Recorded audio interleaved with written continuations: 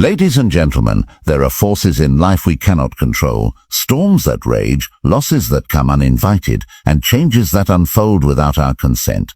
But amid all that we cannot command, there is one fortress no one can seize from us, our discipline. Discipline is not punishment. It is not austerity for its own sake. It is the quiet strength to hold the line when others flee. It is the daily decision to choose effort over ease, principle over impulse, and patience over chaos. The world tempts us with shortcuts. It flatters our desires and whispers that comfort is the goal. But those who build their lives on pleasure find that it melts away under the weight of hardship. Those who rely on luck find it abandons them in the hour of need.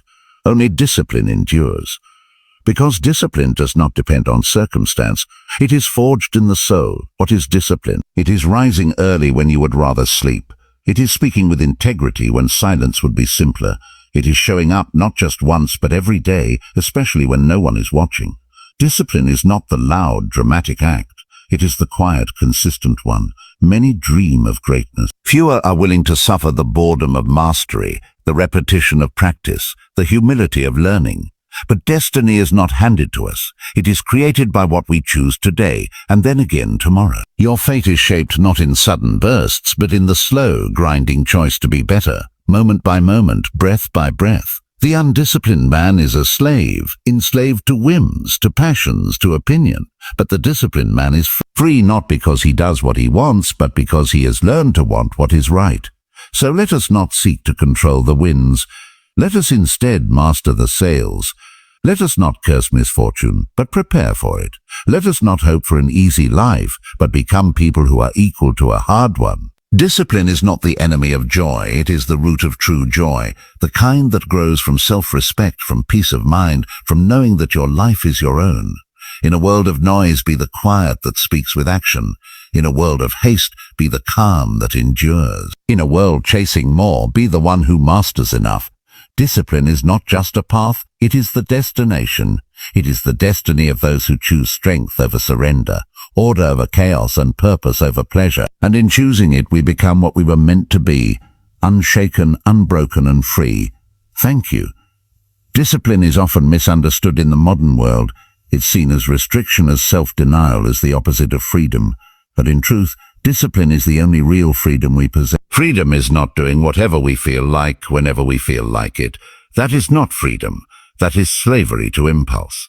Discipline, by contrast, is the ability to act with reason, to choose the higher path even when the lower one beckons. It is the mastery of self. Without it, we are at the mercy of every passing emotion, every fleeting desire, every external influence. Consider a person who lacks discipline. They wake when they feel like it. They eat what they crave. They chase distraction. Their time belongs to others. The phone that pings, the urge to scroll, the pressure to please. They are pulled in every direction, like a ship without a rudder. Their days are dictated by mood and moment, not by purpose. They are not in charge of their life, even if they believe they are. They are passengers in their own journey. Now consider someone who has cultivated discipline. They rise not because they feel like it, but because they have committed to a routine. They eat with care, not compulsion. They focus on what matters, not what tempts. They respond rather than react. They live with intention. Their mind is steady even when the world is not. This person is not perfect. They feel tired, tempted, frustrated like anyone else, but they have developed the strength to act in spite of those feelings. That is freedom in its purest form, the ability to choose your actions regardless of circumstance. True discipline starts within. It is not imposed from the outside. Rules, schedules, and obligations mean little unless they are embraced willingly. Discipline must be owned. It is not about forcing yourself to do what you hate. It is about aligning your life with what you value most and having the strength to live by it. A disciplined person is not cold or joyless. They are grounded. Their life is not a reaction to the world, but a reflection of their principles. We often admire those who seem calm under pressure, focused in chaos, unshaken by difficulty. That strength does not appear overnight. It is built slowly in the quiet moments, when we rise early to face the day, when we resist the easy temptation, when we choose effort over avoidance. These small acts of discipline accumulate. Over time, they create a life that cannot be easily disturbed. They form the foundation of true freedom, the kind that does not disappear when things go wrong. Without discipline, we become prisoners of the external. We depend on motivation, which fades. We wait for ideal conditions, which rarely come. We hope for inspiration, which is unreliable. But discipline does not wait. It acts. It does what needs to be done, not because it is easy, but because it is right. And in doing so, it creates momentum. Every act of discipline strengthens the will. Every moment of self-mastery increases our capacity to live freely, deliberately, and without regret. When we speak of freedom, we must ask, freedom for what? If we are free only to waste time, chase distractions, and avoid responsibility, we are not truly free. We are adrift. But if we are free to build, to focus, to endure, to rise above, then our freedom has meaning. Discipline is what makes that kind of freedom possible. It gives us structure not to limit us, but to lift us. It trains us not to suppress life, but to fully engage with it, on our own terms, by our own standard. In the pursuit of any goal, excellence, wisdom, mastery, it is tempting to think that great effort in short bursts is the key. We imagine a breakthrough moment, a surge of inspiration, a heroic sprint to success. But life, and the pursuit of virtue, does not reward intensity without consistency. It is not what we do once that defines us. It is what we do repeatedly, especially when no one is watching, and when the mood has long since passed. Consistency over time builds a foundation that cannot be shaken by circumstance or emotion. The disciplined person understands this. They do not chase perfection in a single day. They focus on doing the work, however small, every single day. They are not fooled by the glamour of grand efforts that burn out quickly. They know that real strength is built through quiet, often invisible persistence. 1 hour of practice every day for a year will always outlast and outperform 12 hours of practice once a month. It is the power of showing up. The world changes fast, but consistency is how we remain anchored. We often admire those who have achieved something extraordinary. But what we do not see is the repetition behind their success. The mornings they got up early, the evenings they sacrificed comfort, the patience they practiced. Consistency is rarely celebrated because it is not dramatic. It is steady. It is often boring. But it is the very thing that makes greatness possible. To do something well once may be impressive. To do it well repeatedly, despite boredom, frustration, or fatigue, that is what separates the enduring from the fleeting. There will be days when motivation is strong, when the work feels exciting and the path feels clear. But those days are not the test.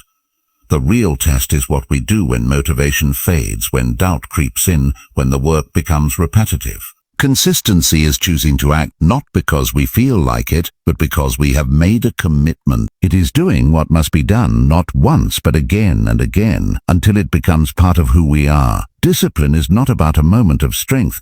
It is about many small choices made in private over time, without applause. It is the humility to accept that progress is slow. It is the patience to let time do its work.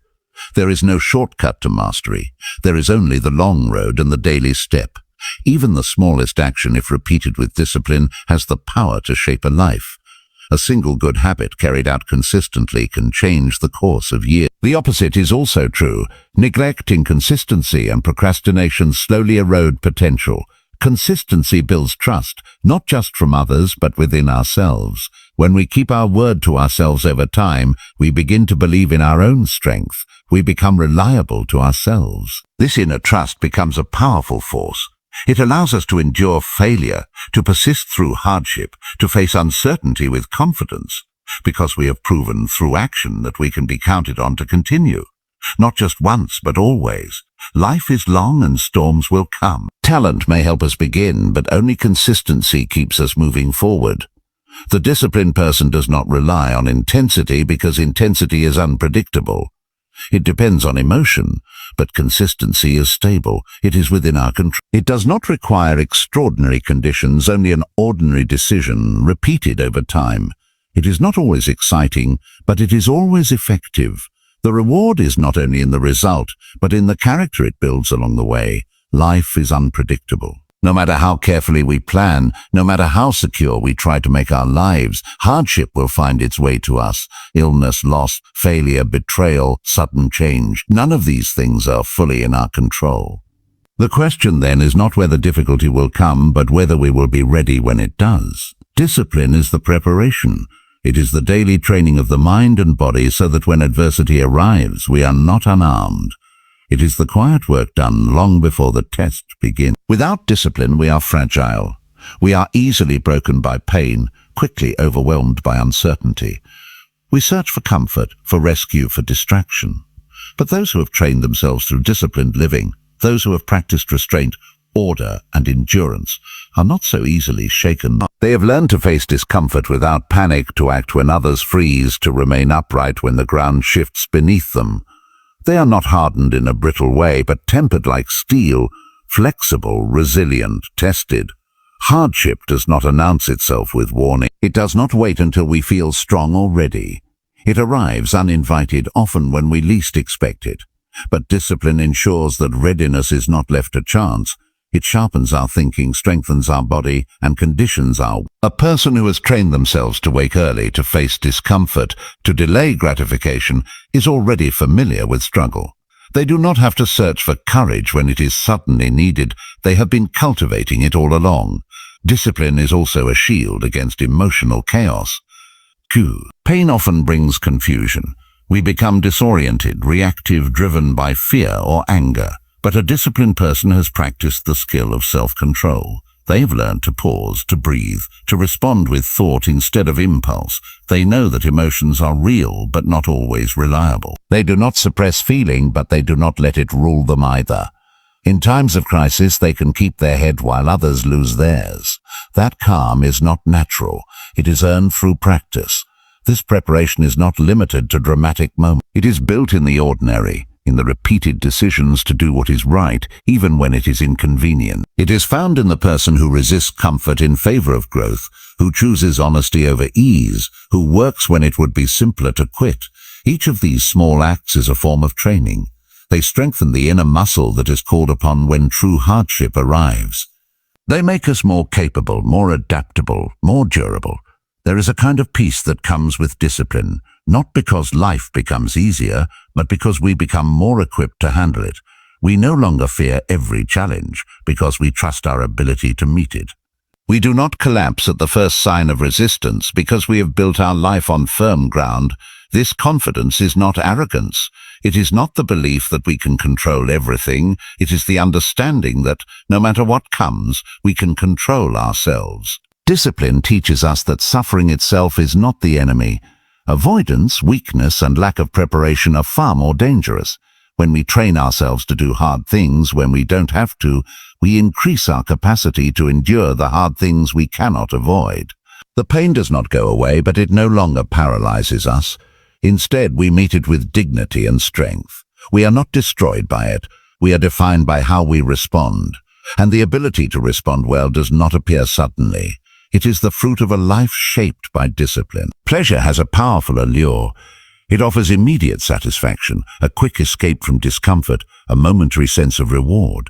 It promises happiness without effort, fulfillment without sacrifice. And while there is nothing inherently wrong with pleasure, its pursuit as a way of life leads to weakness, distraction, and emptiness.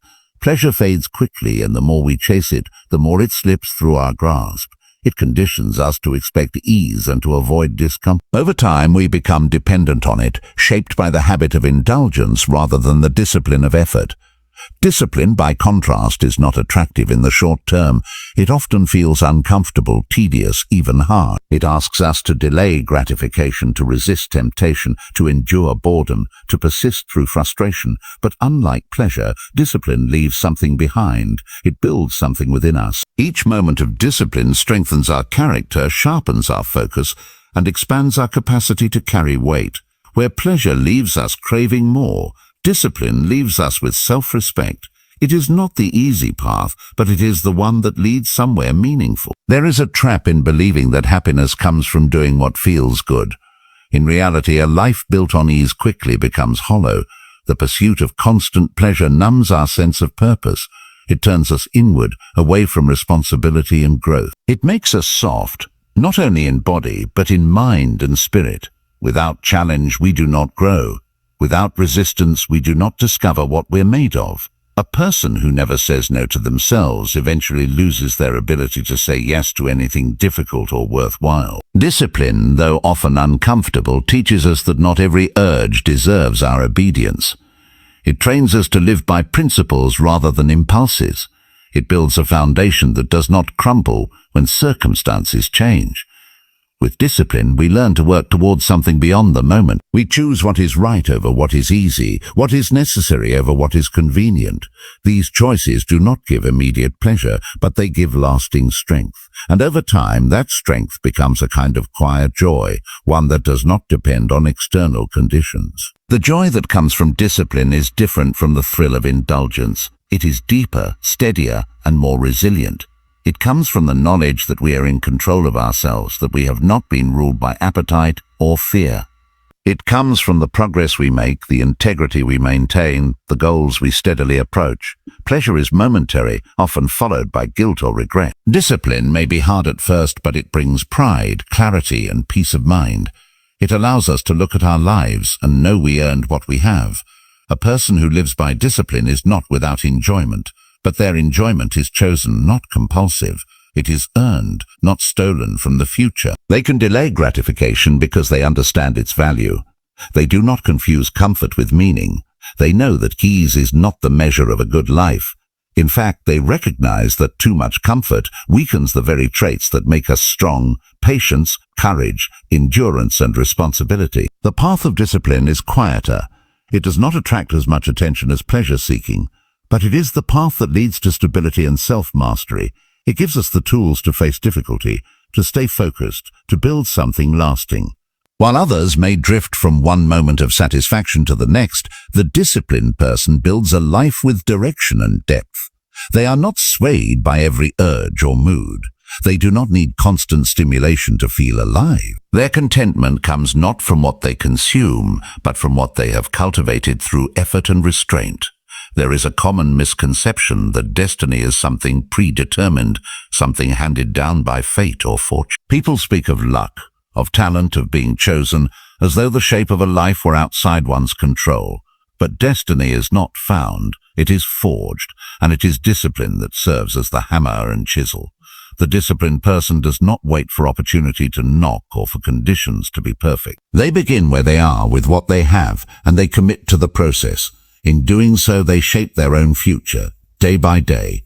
What we become is the result of what we repeatedly choose. Every small decision is a vote for the person we are becoming. The person who consistently chooses focus over distraction, action over delay, effort over comfort is slowly becoming someone strong, someone capable, someone who can be trusted with greater responsibility. These choices may seem minor at the time, but they accumulate. They form habits, and those habits form character. And character is what ultimately determines destiny.